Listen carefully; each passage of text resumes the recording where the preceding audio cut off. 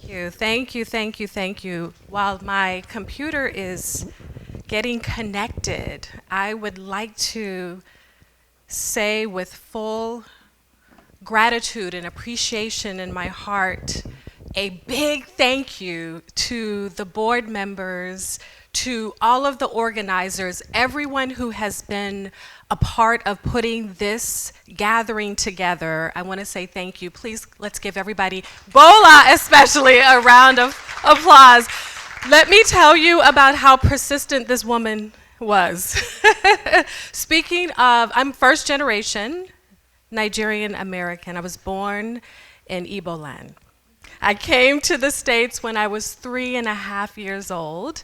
And as my parents, my father especially says jokingly, and maybe not so jokingly, she's very Americanized. But there are aspects of my culture that will never, ever leave my blood. Number one, the importance of family. So Bola has been trying to reach me for months. And I was not supposed to be here. I was supposed to be traveling for an event. And then my sister's husband, my brother-in-law, called me a little bit too late because that's what men do sometimes, right? He did not plan in advance and he said, "Your sister is having a milestone birthday." I said, "I know. What have you been doing to plan?" And he said, "We're going to do something," and I wasn't sure what day, and it fell on this weekend. And as the last speaker, the representative indicated, I have a son who's having his very last soccer match today. So this was a very full weekend, and as God would have it, here I am. Here I am with you. And I'm so happy to be here with you. So I am a clinical mental health therapist. And as a therapist, people think that we talk, but we mostly listen. And we pose, hopefully, insightful questions. I have a question for you, family. And I come from a family of educators, so the call and response is very important. When you hear the term mental health, what comes to mind? And please be honest. You have my permission. Yell it out. Burned. Did you say burned out, my sister? Burned out. What else? Depression. Did you say what? Oh, freedom. What else? Depression. What else? Crazy. Thank you. Somebody be honest. Crazy. Mad. Mental illness, right? So some of you, maybe you didn't share, but if some of you thought the words depression, bipolar, schizophrenia, anxiety, you wouldn't be wrong. If some of you thought mental illness, crazy, mad, nuisance, you wouldn't be wrong in terms of the prevailing perceptions and beliefs about mental health, right? Because the stigma is so real in Africa and here. In fact, when I told my father, who's a French professor, and my mother, who's a Montessori educator for many, many years, that I wanted to be a therapist, they said, "Come again?" I said, "Yes, I want to be a psychologist. I want to study human development and child development and psychology." And my dad said, "You want to be an engineer?" I said, "No, Papa, no, I want to be a therapist." And my mom said, "Oh, you want to study medicine, psychiatry? Okay. Not really, but they were close, right? So this is what I learned. There was no word for the concept of mental health or mental health therapists when my parents were growing up in Nigeria. And that has started to change, gratefully so, but not by a significant amount. So, my friends, if some of you thought when I posed the question, what do you think of when you hear the words mental health?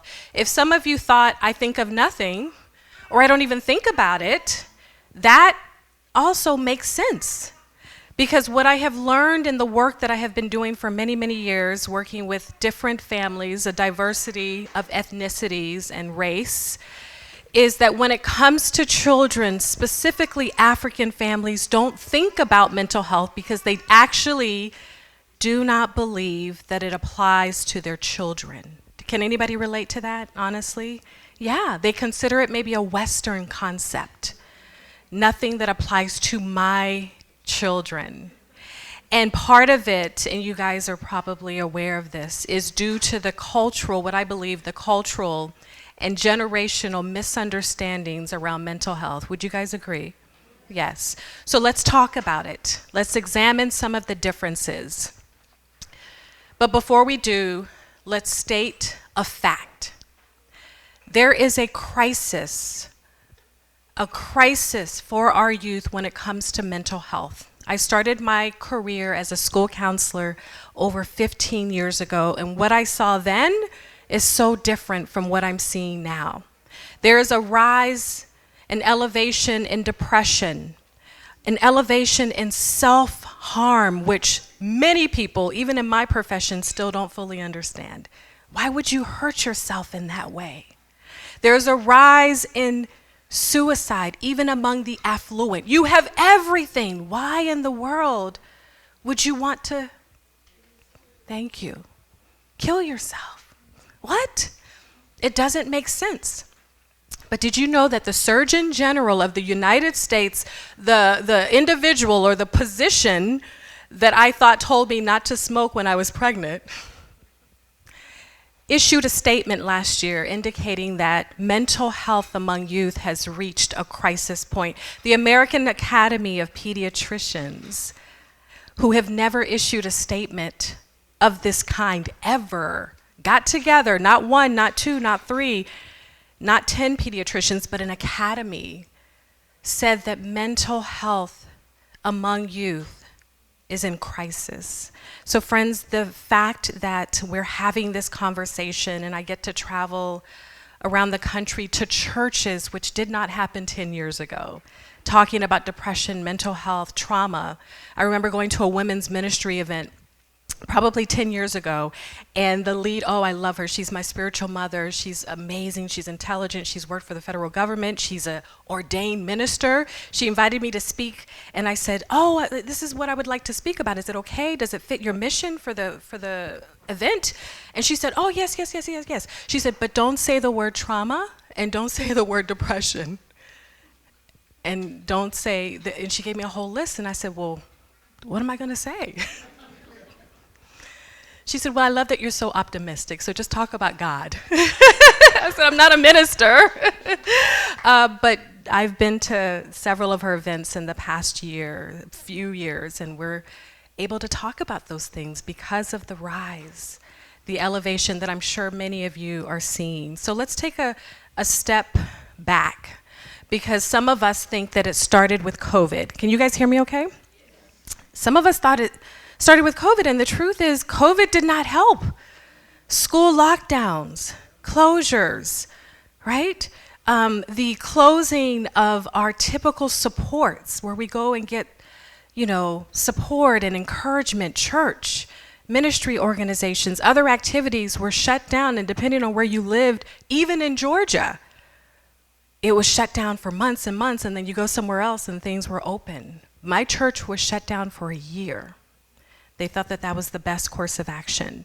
And I respect that. And our young people suffered.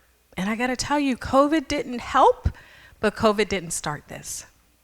Prior to COVID, I was ringing the alarm along with so many professionals in my arena of psychology and mental health about especially adolescent mental health, and also young adult. And I'm looking around and I see some young adults here.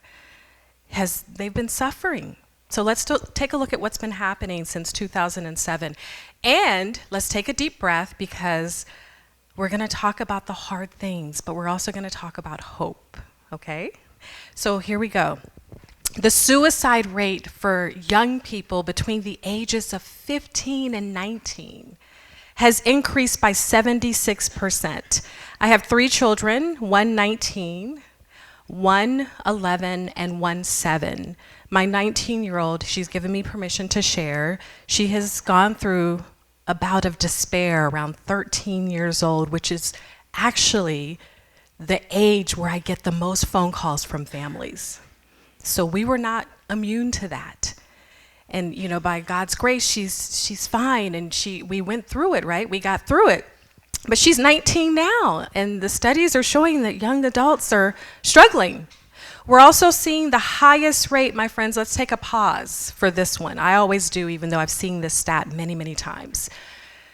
The highest rate of increase in suicide among kids of all ages, my friends, are for kids between the ages of 10 and 14 years old. Between 1991 and 2017, suicide attempts among Black adolescents here in the US, but if you come from a family that comes from Africa, you're lumped into this, by the way, okay? The suicide rate increased by 73%, which was not the case when I started school many, many years ago. We were told over and over again that Black families do not commit suicide. Have you guys heard that before? And if you think about it, after 400 years of slavery, they would say, that's hardship. So what else are you going to present to me that I'm not going to be able to manage? I've got to tell you that sadly, that is no longer the case. Take a look at this stat. And suicide is the second leading cause of death. Number one is accidents. Number two is suicide among young adults. So the Surgeon General, the American Pediatric Association is correct. Let's take a look at what's happening among Black youth specifically. Black youth who die by suicide were more likely to experience a crisis. What does that mean, a crisis? Well, according to the research, they had an argument with a friend or a family member. They had a conflict, or they had a history of untreated anxiety, bipolar, or trauma. Something happened, and they were given the message that they can't talk about it. They shouldn't talk about it. That's not what we do. Or pull yourself up by your bootstraps. That's what we do as Africans. That's what we do as Black people. What is this mental health? So they sat with it. And this is what happened. Rates among Black girls have increased 6.8% every single year between 2003 and 2017. Can you imagine? Name one thing that you think is a factor in the suicide rate of young Black girls. Just throw it out there. What do you think?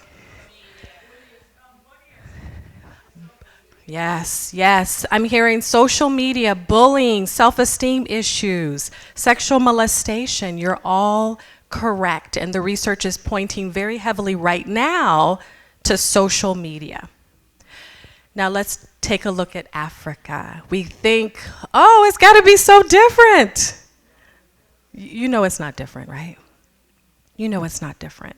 We're going to look at Africa, and then I'm going to I'm going to drill down into some data points from a very large study that looked at 63 different separate studies of the perceptions of mental health and the attitudes of mental health in Nigeria, among communities in Nigeria. So mental health challenges are increasing in Africa.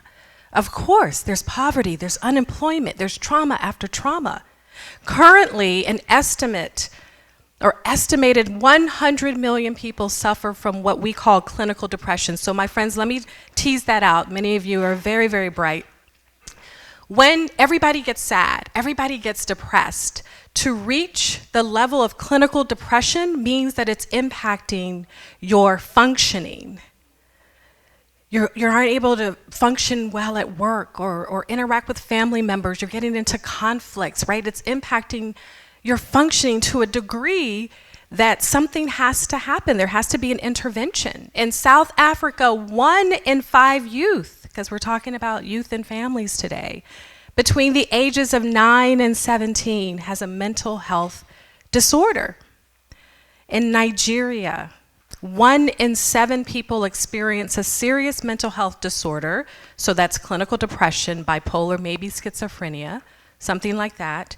And 1 in 4 have a common, so that would be considered mild depression, sadness, grief that just doesn't let up, or anxiety. And then let's take a look at alcohol and drug abuse, which we don't really talk much about, nor do we consider that under the arena of mental health, but it absolutely is. Addiction is a diagnosable mental health disorder. Take a look at this stat, my friends. In 1 year, between 2017 and 2018, there was an increase from 5.6% to 14.4% of Nigerians using or abusing alcohol and drugs. So I think we probably could all agree that mental health, alcohol abuse, or addiction is a serious mental health or public health crisis in Africa, in Nigeria specifically. The study that I'm referencing looked at Nigeria only, because that's where a lot of the data and the research was being conducted. But 63 separate studies, actually it was 120 studies, they only used 63 because of the rigor of the methodology. So this is pretty accurate information. So struggles are a part of life. Stress is a part of life, but there is an increase in serious mental health concerns, and yet there's still neglect. There's still stigma, and there are currently no nationally sponsored programs that address mental health or suicide prevention nationally, okay? So let's look at some of the data points, perceptions and attitudes and cultural understandings. And my ask to you is to sort of reflect, is this what you think? Or is this what members of your family have espoused or thought?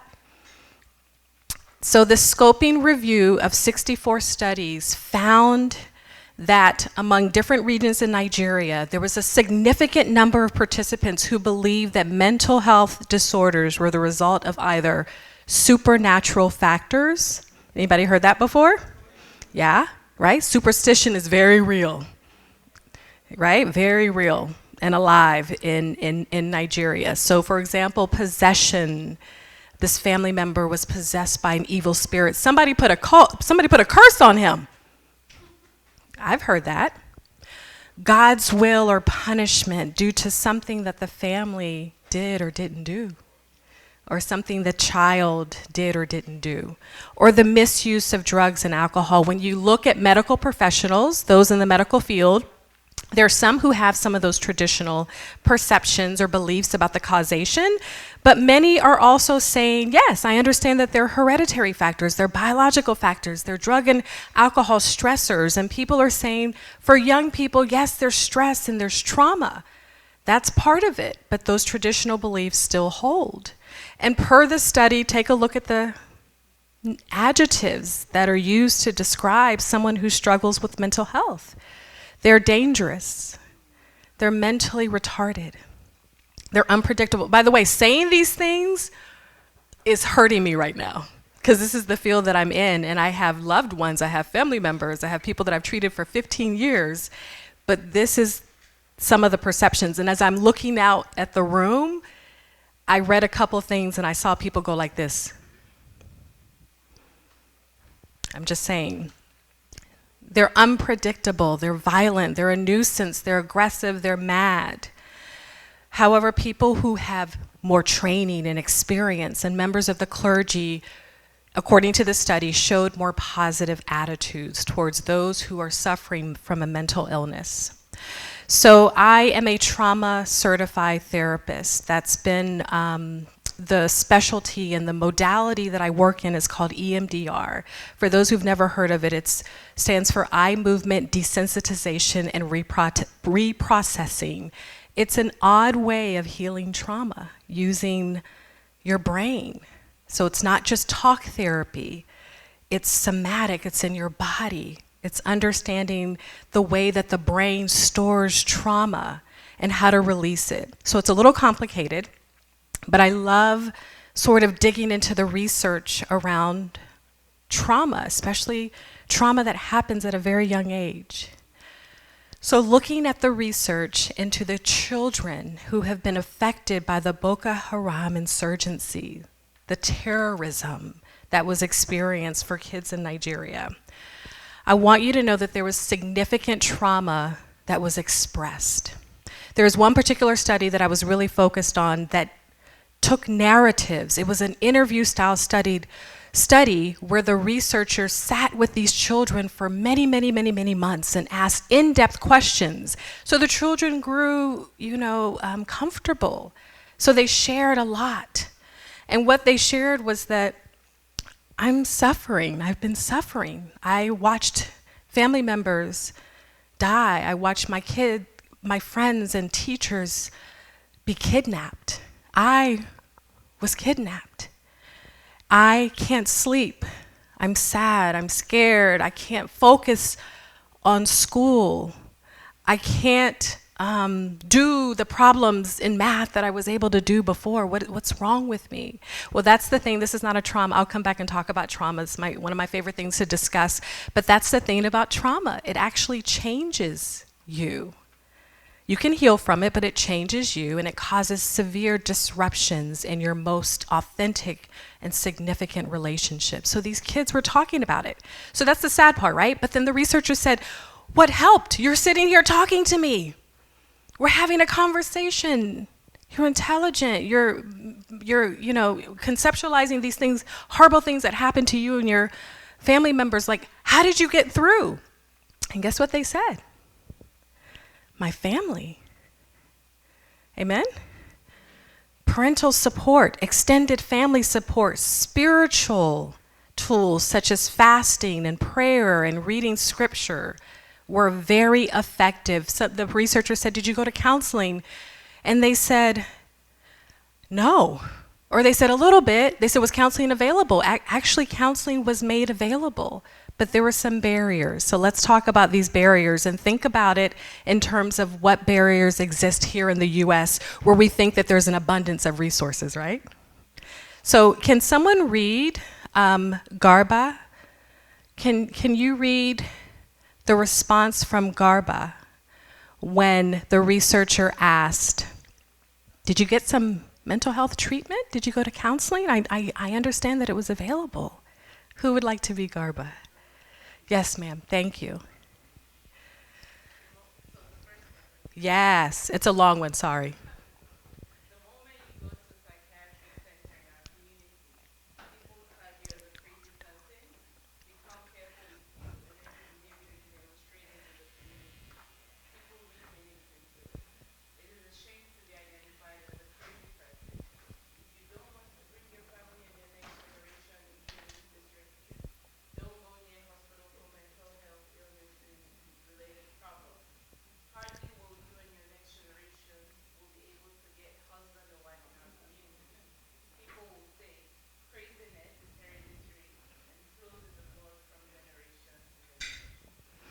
Thank you. Can anybody relate to that? Yeah, that's very, very true. Garba had a lot to say. But not everyone felt the same way. Who would like to be Amina? Nobody wants to be Amina? It's very short. Yes, my dear. I like that yellow on you.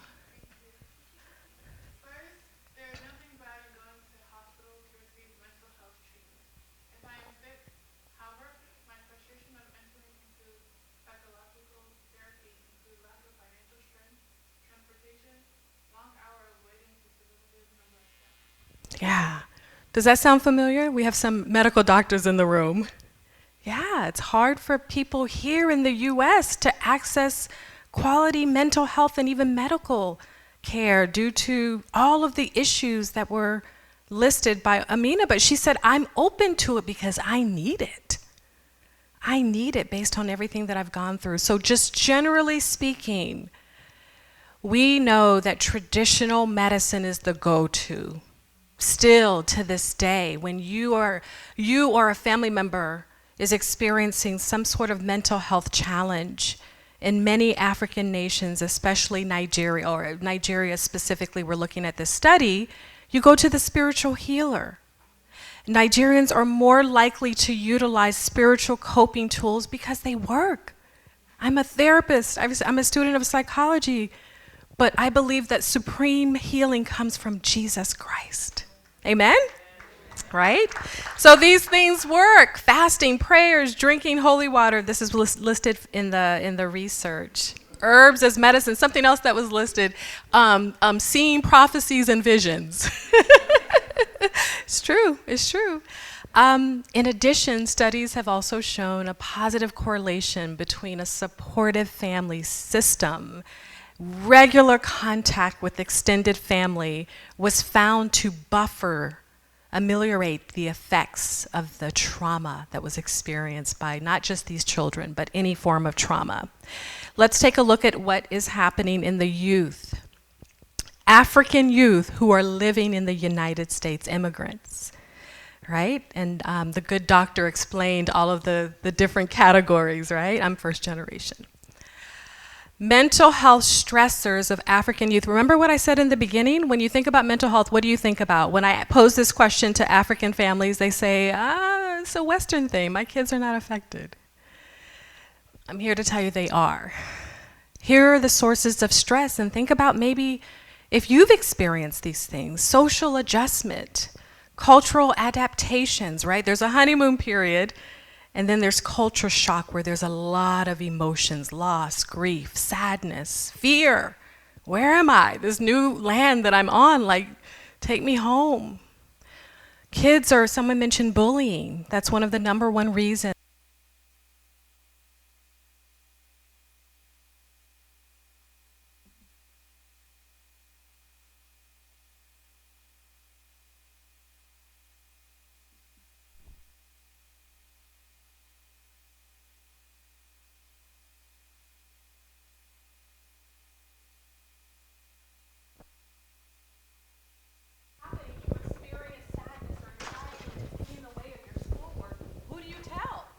And there's usually, thank you, my friend, there's usually a fear about telling anyone. Like, what does mental health treatment look like? My family, we don't talk about that.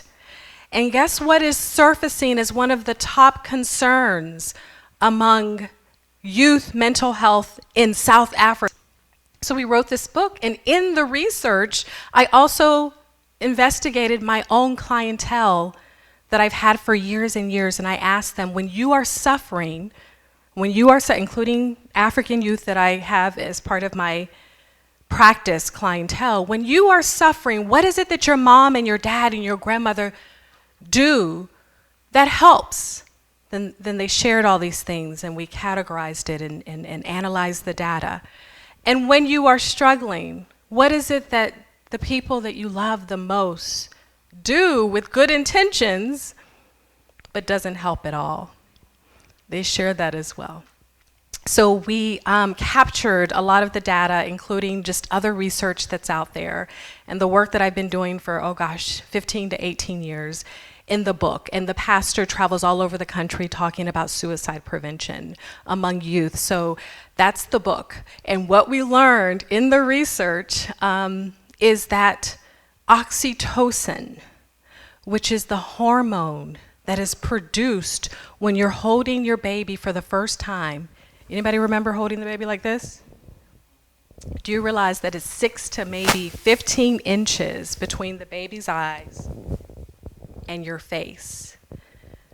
But and God did that by design. That connection when you're around somebody that you love, somebody that you trust, somebody that you admire, somebody that you feel safe with, produces oxytocin, which is the love hormone. And by the way, that hormone has been indicated in research to help heal depression, anxiety, and despair. But if we're honest, when our kids are struggling, because sometimes it doesn't look pretty, what do? Especially when they're teenagers, right? Because those mouths, whoo. We sort of push away, or we punish, or we point fingers. But this is the good news. We as caregivers, you don't have to go to a therapist. In some cases, it's highly recommended. Yes, absolutely. But in a lot of cases, what the parents are telling us, we travel around the country, is they do one of these tools and things change pretty quickly. So the role of healthy attachment begins very young in the very early days and weeks of parenting. That connection plays a critical role in helping children to pick suitable suitors, to show up in the workplace on time, to connect with people, to understand healthy boundaries. It happens very early, my friends. And in times of distress, that same connection when you're holding the baby like this, your child could be 15 years old and the brain reroutes back to that sense of safety that your child felt when they were very young. So here's the bottom line, and in the book we flesh out all of the research.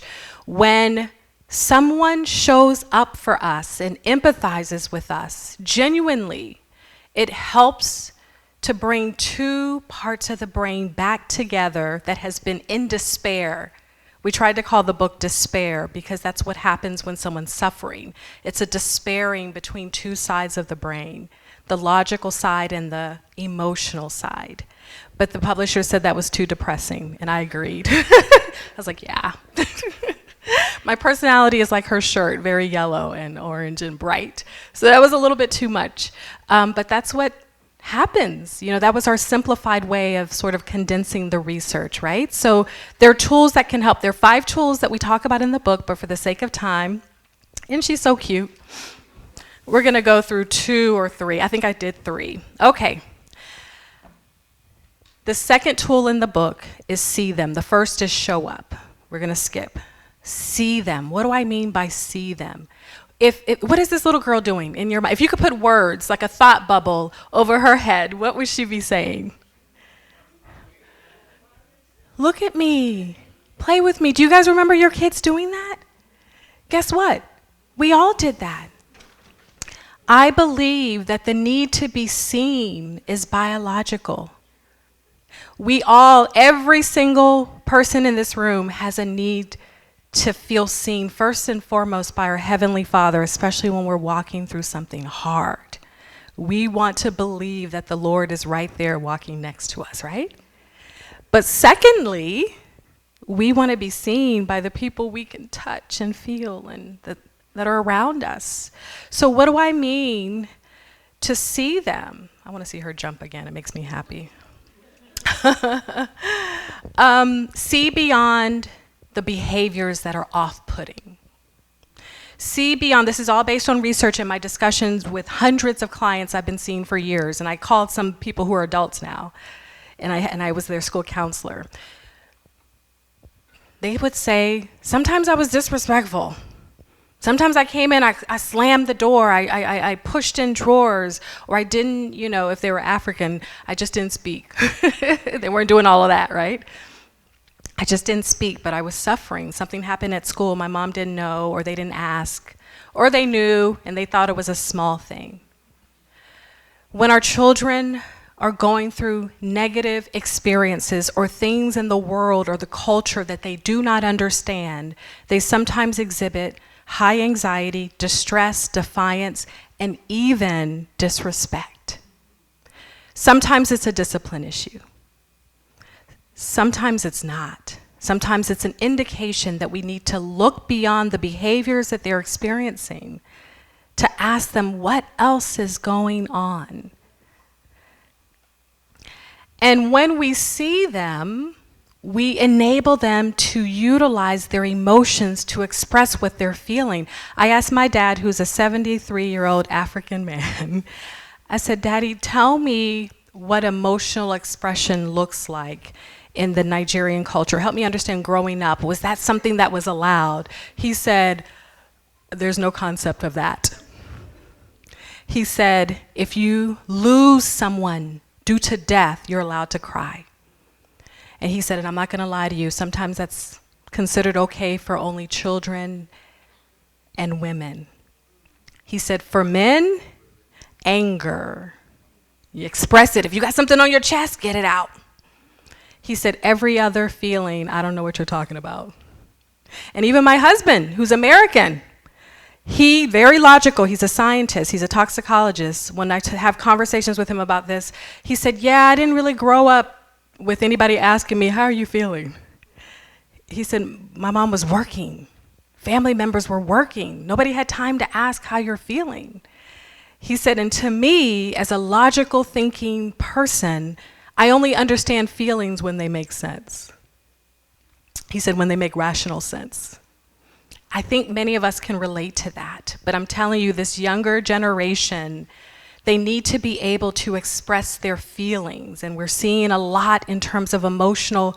Teachers are talking about problems with emotional regulation. Young parents of young kids are telling me they drop their kids off at church and the kid screams for not 10 minutes, 15 minutes, an hour or longer. So we're seeing a lot of anxiety because of what's happening in the culture and what we are taking on as parents being reflected in the way that our children are behaving. That's why it's important to look past the behavior to understand what it is that they're experiencing. Encourage the expression of emotions.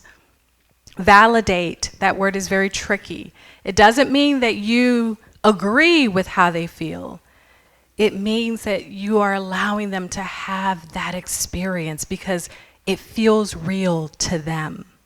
And when I'm talking to my Nigerian family and friends, this is how I explain it.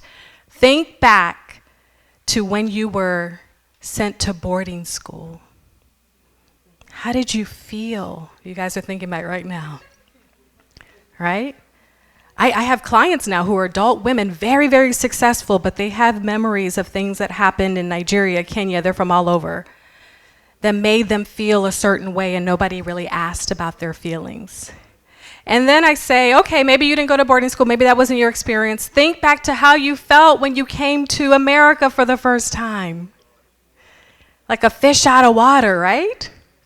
So if we can maybe recall experiences that we had where we did not feel like ourselves or we felt helpless or lost, maybe we can understand that sometimes our kids are feeling the same thing, but we don't leave it there. Feelings should never drive the car, I say. All feelings should be validated, but all feelings are not the truth. So we teach our kids how to cope, and that's the 5th tool in the book called Build Grit and Resilience, because definitely Black American children have, all American children in my experience, 15 to 18 years doing this work, they've lost their grit. And then we listen. Some people say, why would you put that in the book? It's so simple. Woo, it's powerful, right? Amen. Have you ever had a conversation with a friend, maybe at work or a colleague or just someone in there? I'm going to put this mic down for a second. And they're talking to you, but then they sort of look at their phone every few minutes, right? Or they have one of those, I never understood this, they have one of those Apple Watches and they hit it every 5 seconds. I see some of you doing that now. Right? They're listening and you're telling them something very important and intimate and they're trying to pay attention. They look down and they hit it, right? Do you feel very heard and seen? I don't. Let me tell you what happens with listening. Listening is very active. 80% of communication is listening. There's an art to listening that helps us with emotional intelligence and attunement and connection. And what is the thing that adolescents complain the most about? My parents never, and they don't understand. Right? And so when I ask them in the therapy room, because they're paying me to listen very closely, and Sylvia, my clinician back there, right? We listen a lot, right? And we go to school to be trained how to listen because it's not easy, especially when the world is so distracting, right? But something happens. I always tell this story, and I'm sometimes embarrassed to tell it, but I'm going to tell it. Very early in my career, I was seeing someone in private practice, and the person came in, and the first thing I said to them was, hello, welcome. They sat down, they started talking, and the very next and last thing I said to them was, goodbye, do you want to schedule for next time? And they walked away and I was like, I didn't say a word. I'm no good at this. Who's gonna hire me? Like I should just pick another profession. I could have interrupted and there were things I could have said and interventions. I said nothing. I said hello and I said goodbye. And I beat myself up all the way home, and the next morning I got an email saying thank you. True story. I've never had anyone truly listen to me. I said to you things that I have never said to people who have been close to me all these years. So listening is very important, especially when young people are struggling. So very quickly, you can take a picture of this. These are the tools of active listening. I was a university professor, graduate school professor for 10 years for people who wanted to study to be counselors. We have 2 classes. Sylvia was one of my students. She's in the back. She's phenomenal. She will attest to the fact that we have 2 classes called counseling skills. And most of the content has to do with listening, not just the intervention or psychological techniques, but listening. And then at the end, if you find out that your child is going through something, you simply say, I love you. We'll get through this. A lot of what gets in the way for parents, I find, is when they think they have to find the perfect word or fix it or lecture. But that's not what most kids need. They first need you to listen. And the truth is, when we listen long enough, if there is an issue, we may hear some things that cause some concern. So I always get this question, so I wanted to give a slide. Feel free to take pictures. Sometimes there's sadness. Sometimes there's nervousness. Those things are normal. That's part of the human experience. But these are the things that we want to maybe take an extra closer look at if our child is exhibiting any number of these things. I don't want to go to school. I'm worried about something. I'm worried about you. I have this headache that doesn't go away. You go to the doctor, nothing. I have the stomach pain that I can't sleep, I can't eat. You go to the doctor, the tests conclude nothing. Nothing's wrong. Feeling sad, anxious, irritable most of the time. Not wanting to engage in activities that you normally love. And so it's normal to experience this if grandma has passed, if we're going through a worldwide pandemic, if there's separation or divorce or whatever. But if none of those things are happening and your child is exhibiting these signs, we want to pay attention. We want to pay attention anyways, but we pay attention to frequency and duration. But we give a little leeway because sometimes during abnormal times, you're going to see a higher frequency of signs of distress. And then finally, I think the good doctor ended this way as well. Enjoy them. Don't they look like they're having fun? I was on a podcast the other day and they said, what are you learning? It was about motherhood. What are you learning personally, not as a professional, but what are you learning about this stage of motherhood? And I answered very transparently. I said, the importance of rest. I'm tired of being on planes. And honestly, the importance of fun. And then I said it loudly so my husband can hear. I needed some fun. He was like, okay, I'm gonna book a trip. Travel, I like to get away, not for work, but for fun. And also just being playful with my kids. So what does this have to do with youth mental health? When teenagers are struggling and their behavior is not great, we want to punish them. We put them on restriction. I'm not a fan of putting your child on restriction for the whole year.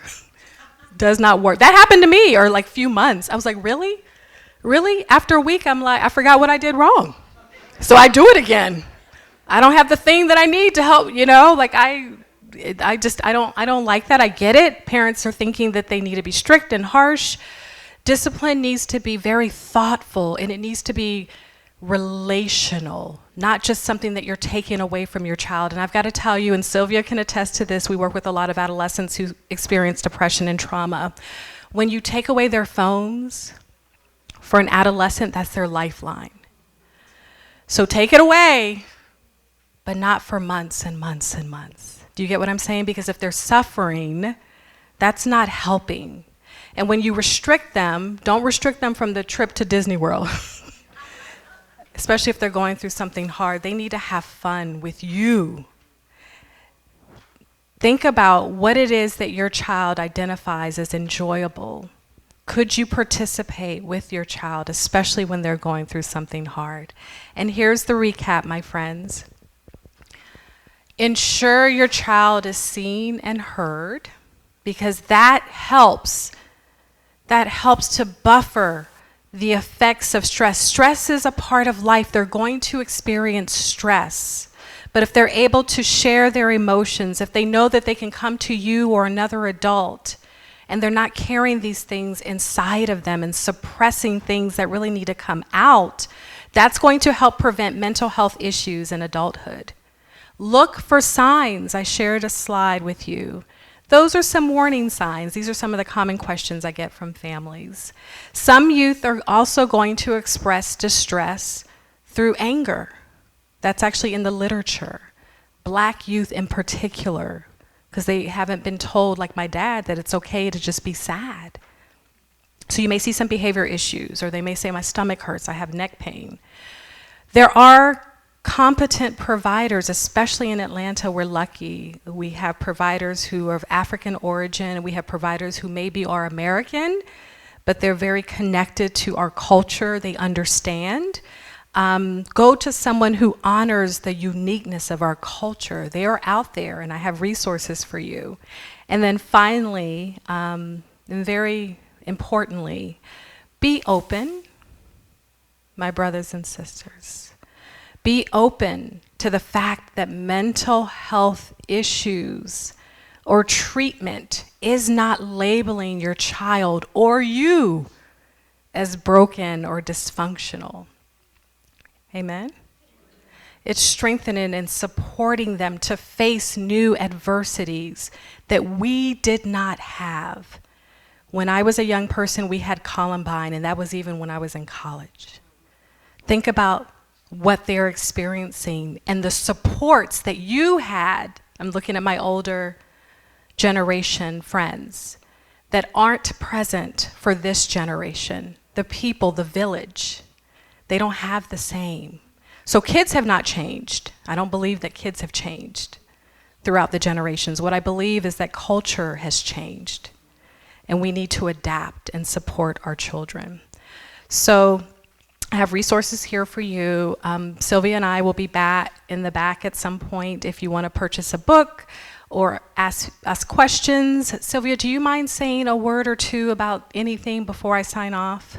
And I'll leave resources here for you if you want to take a picture of it. Sorry to put you on the spot. No, I told her ahead of time.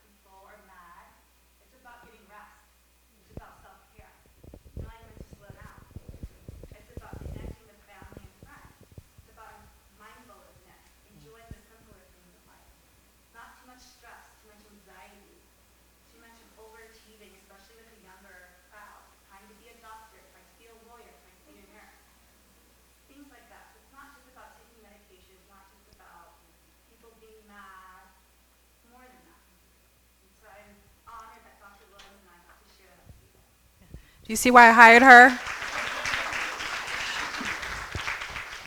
Sister Bola, I don't know what comes next. Did I eat up all of my Q&A time? My dear, can Sylvia come up and... Yeah, come on, baby. Yes. So I think you said that things have not changed. Yes, yes. But one thing I just want to understand, has a study been done? I grew up in Nigeria, obviously. And to be honest, my parents were not, they didn't do all the things that we talked about, right? And even the friends I grew up with, but I'm telling you that most of us were not suicidal, we're not Yes. depressed, right? So what's Yes. different, Yes. right?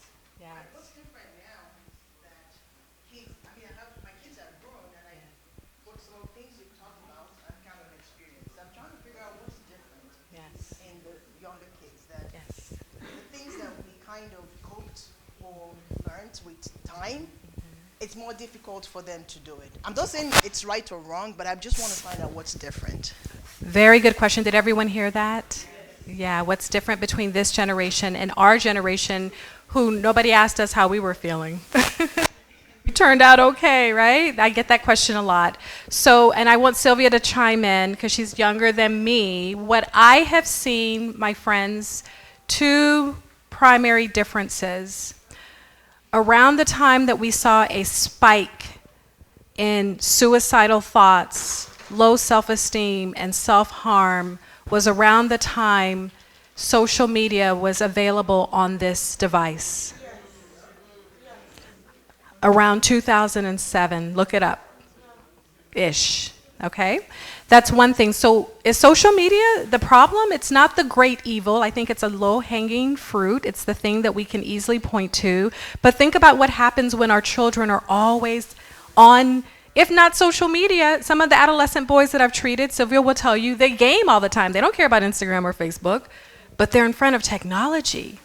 So what's happening, what is not happening when a child is in front of technology 24/7? Interaction, nature. Vitamin D comes from exposure to the sun. When I was a kid, my mom, in the summertime, my mom said, get out and come home before dinner when the lights come, especially to my brothers, right?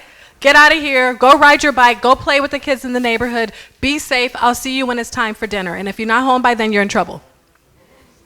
So we figured out how to do conflict. So I want to share a quick example. I have a best friend who works at a very, very prominent university in the United States, very, very prominent. The parents pay $40,000 a year for their kids to go to school. She worked in the counseling department. She now teaches at the graduate level, but at the time she was a counselor, PhD, and she would call me and she said, what in the world is going on? I was like, tell me what's going on. She said freshman after freshman after freshman would come in and say they want to take their life. This was right before COVID, not related to COVID. And I said, what would they say is the reason? This is someone who knows the research, but it's shocking to hear that the frequency, right? At this prominent university where the kids are so smart. She said, you're not going to believe it, Chinwe. When I tell you, you're not going to believe it. And I said, what do they say? She said, and I don't even think you know this story, I don't know how to make a friend. So there's a lot with that. So I think scary things are happening. There have been more school shootings this past year than in the past 10 years. So we're understanding that scary things are happening. That did not other things happen. That did not happen when we were young. I lived in the U.S. I went to school in the U.S. Those things didn't happen. I have adolescents right now who tell me that they don't want to get their driver's license. Are you kidding me? I was so happy to get out of the house. They don't feel that way. They're very anxious. So that's part of it. They don't know how to do the interaction in real time. In vivo is what we call it, in vivo interaction.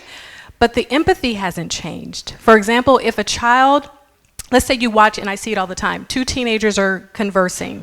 When I see adolescents, they show me their phone all the time. And someone says, oh, somebody broke up with me, or I'm being bullied, or I feel sad, my parents, I had an argument with them. The adolescent in my office will say all the right things. They may send a sad emoji. But girl, I love you. I'm so sorry. Oh, I'm praying for you. They say all the right things. But here's the difference. Neurologically, we don't feel the empathy in the same way on the phone as we do with face-to-face connection. Go ahead, baby. Yeah, I was going to say community is very important. A lot of the teenagers that I see, they have no one to really talk to. A lot of the times I'm the only one that they, vent to or speak to. I'm the only one that they can talk to. They don't have really many friends. I used to be a substitute teacher before I got my master's degree. And you would observe the kids in the cafeteria, and a lot of them sat by themselves. They didn't have any friends to speak with. And like Dr. Williams said, social media is so dangerous at times. I mean, now and these days, things are not being censored. We can see murders and killings and things like that right in front of us. And so I think that has a lot to do. We don't have a strong community, and there's a lot of stuff going on in the world. And we experience a lot of things, right? Some people, I've had some clients who've told me that they've been raped, or they've seen murders, they're gangbangers, right? And they don't have anyone that they can kind of vent and get this off their chest to. So they're carrying all of this, and they don't really have the tools to be able to cope. That was a great question. Thank you. Next question. Yeah, she's right there. You talked about research in Nigeria, a little bit research in Nigeria. I know that Nigerians have a lot of community and they stay together, but in the past 3 years, very sad, yesterday I lost a friend, suicide. Oh, I'm so sorry. I just wonder because she was so happy. She had everything. It was all over the news and she has everything. She was a DSS and the served in the everything was going on right with her, newly proposed to, she was about to get married or got married and everything. Yeah, she was doing very well. So in that research, you talked about family will help and the way we're raised in Africa, the way we're raised in Nigeria is not the same here. So what can be done right now, the situation, because more and more people are committing suicide in Nigeria. It has actually blown up to proportions high.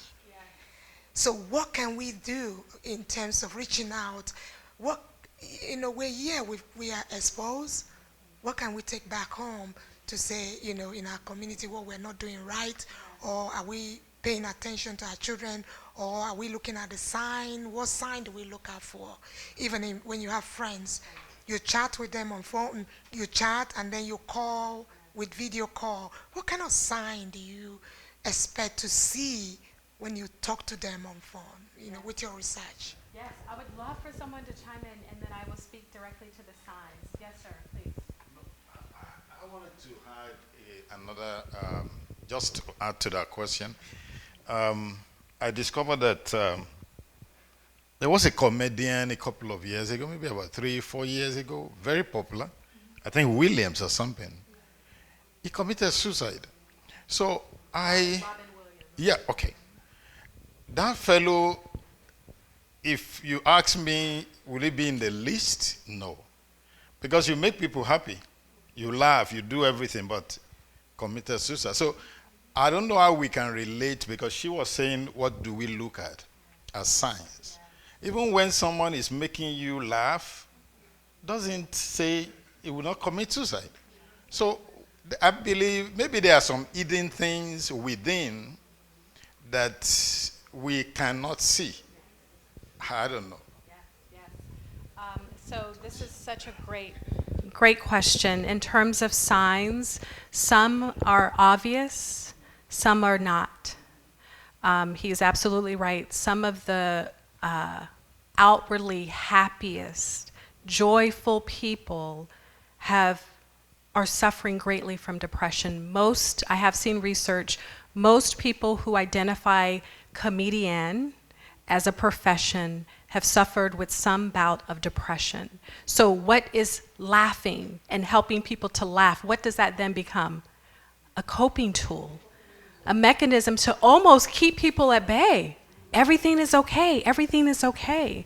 So this is a question that I could probably speak for 30 minutes on, and Sylvia as well. But what I would say about recognizing signs is, and you can actually look at signs in the virtual world. For 2 years, I did virtual therapy. And I spoke to family members the first few months of COVID virtually, and we do that all the time with WhatsApp, right? Family members in Nigeria, you can notice signs of a shift in someone's personality and their temperament, the way in which they respond to your messages, the frequency in which they respond to your messages.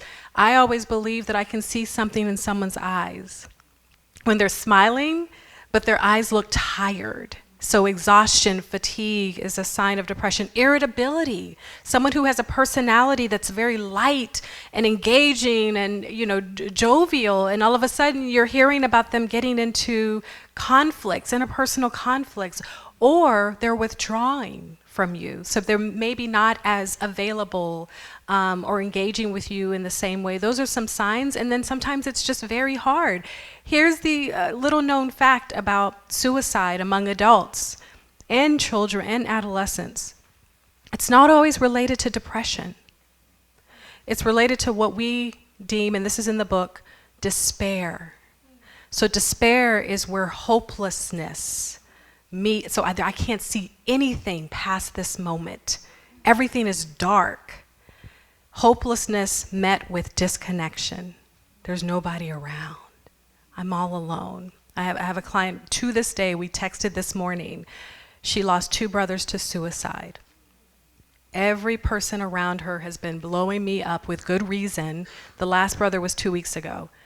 I'm worried about her. I'm worried about her. As soon as the burial things, she's gonna take her life. I'm so worried. Her parents died, both parents, a year ago. So much suffering, so much suffering. And you talk to her. She said, "I don't want to be here." She says that to me. I don't want to be here.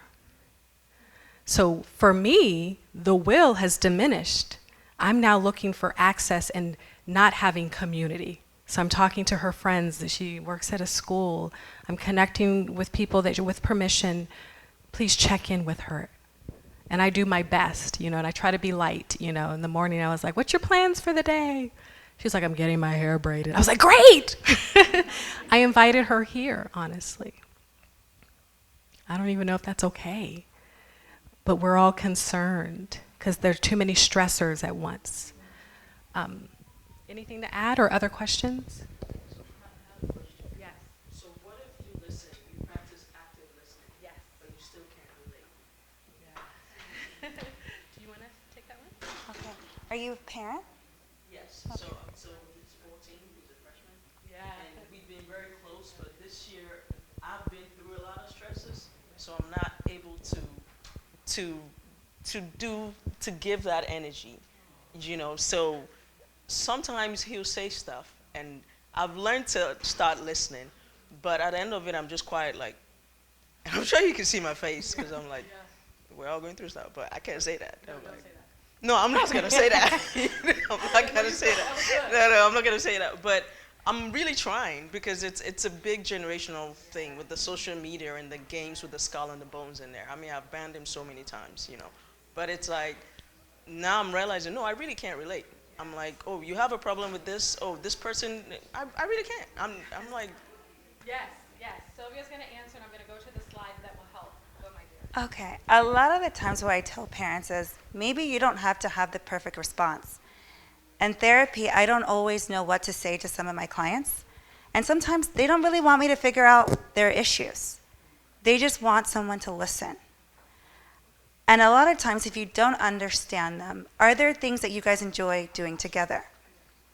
Are there hobbies and interests of his that you, even if you don't even care about it, you can just, listen and be present? I think a lot of times we underestimate the power of presence. Yeah. A lot of times, again, people don't want to hear what we have to say. They just want to know that we're close by. They just want to feel us. And again, like if there's something that you guys bond over or something that he enjoys, even if you don't even enjoy it, just sit there. I think that will mean 100% more to him. But I just don't like it. And then something that I learned, because I used to work with little kids, my boss, he does play therapy, and he would tell me things like, as a therapist, never try to control the room. He said the kids, they're always told, don't do that, sit this way, don't do this, behave this way. He said, as a therapist, the room is their oyster. And he would tell me, don't say anything, allow them to come up with their own solutions. He said, kids are problem solvers. If you'll give them the chance to, because you mentioned conflict, he said, just allow them to think on their own. He said sometimes playing video games. A lot of my times, parents ban video games. I had this one patient in private practice. He could not sit still and do one-on-one like this with us. And so I found he enjoyed video games. And his defenses went down. He was able to tell me about mom and dad. They were arguing, and brother and him were fighting, and grandma was seeing somebody else. But he probably would not have been able to tell me if he was not playing something, right? And so don't ban video games. I mean, there's a limit to it. But sometimes kids need to let their defenses go to make it easier. That's beautiful. Yeah, that's good. Thank you for that question. Yeah, you don't have to understand it. You just have to believe that it's real for them. So then you just say, I'm so sorry. I love you. And sometimes this is actually really helpful. I do it with my own kids. They'll say something I don't really quite get, and I say, I just love being your mom. Think about that. I just love being your mom. I wish I can help you in more ways than one, but I just want you to know that I'm proud of you and I love being your mom. So I think we're supposed to wrap up. Is that right? Bola? Did you? Go ahead, Mike. Yes. It's kind of a two-in-one. Number one, our culture has a lot of secrecy in it. So just speak a bit to that. I'd like you to speak a bit. I think I'm good. Yeah. I'd like you to please speak a bit to that, how secrecy affects us and how maybe being more open about our struggles, even as parents to our children and to our colleagues, allows others to know that we're not in this alone. Yes. And another question I would like to ask is, another thing with the culture, whereby when maybe the younger one offends the older sibling offends the younger sibling, and then it becomes a thing of, respect is age, very closely associated to age. So instead of maybe uncovering the issue, it becomes a thing of, you can't be kind of going back and forth with an older one, just forgive. And then the older one to the younger one, there's even this common Yoruba saying that says, "Omode lo shame," which means, they've just been a child. And they even say this for 30-year-olds, just younger than offended. So how do we go about actually, especially with siblings, because there's some real sibling rivalry that parents and adults just tend to Overlook. You guys will just be fine. Yeah. How do we uncover that and just be more open and help the Yes. Okay, very, very, very quickly. The first thing is shame is toxic. Shame is toxic, and shame comes from secrecy. And cultures who are thriving and resilient and bountiful and amazing in so many ways, like our culture, also struggles with shame. So I have no idea what your friend was carrying. But I know in the work that I do, I just don't work with young people. We both work with adults. There's a lot of shame that contributes to mental health struggle and trauma and suicidal thoughts. So we do need to have this conversation. My dad said that the field of psychiatry is now a thing in Nigeria, which he said has allowed many people to gain awareness and seek help. Let's talk about it. Remember 10 years ago, my spiritual mother, she actually just texted. She said, "How are you doing?" She knows I was talking about her. And she's very spiritual. I'm not kidding. She just said, "How are you?" Reverend, she's a reverend. 10 years ago, I couldn't talk about what we're talking about now. She said, "Oh, no, we just focus on the spiritual stuff." So thank you, Bola. Thank you, board, for allowing us to talk about this, because it's so helpful, and we will be back. I live 40 minutes away. Do you want to speak to siblings, and then we wrap up? Conflict? Yeah, I think conflict with siblings, it's normal.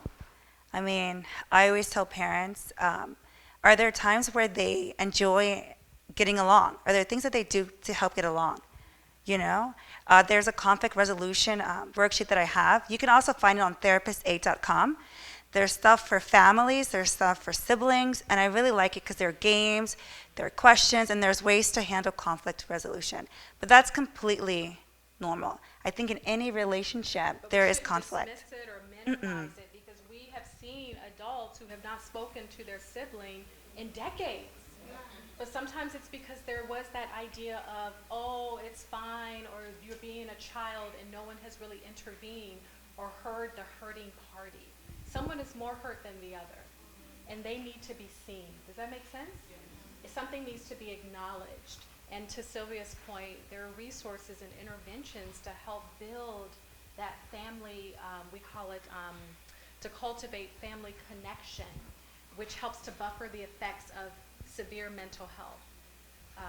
Cohesion is the word in the literature, family cohesion. There are things that we can do, and part of it is being more open to when someone in the family is struggling. You may not be able to help them, but you want to acknowledge the struggle. Anything else? Yay!